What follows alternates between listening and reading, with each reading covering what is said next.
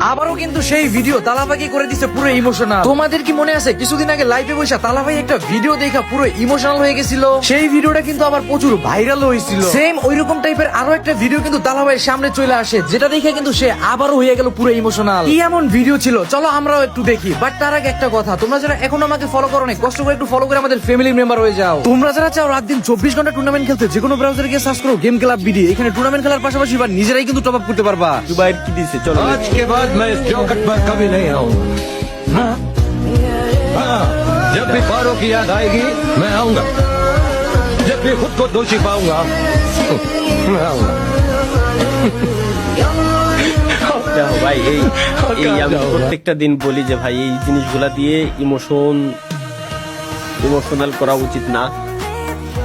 ঠিক আছে, টান আছে আমার, ঠিক আছে, কিন্তু ঠিক হইলে আমি আসবো। আমি তো বলছিলাম তো জিনিসগুলা আসলে এইভাবে প্রেজেন্ট করা উচিত না।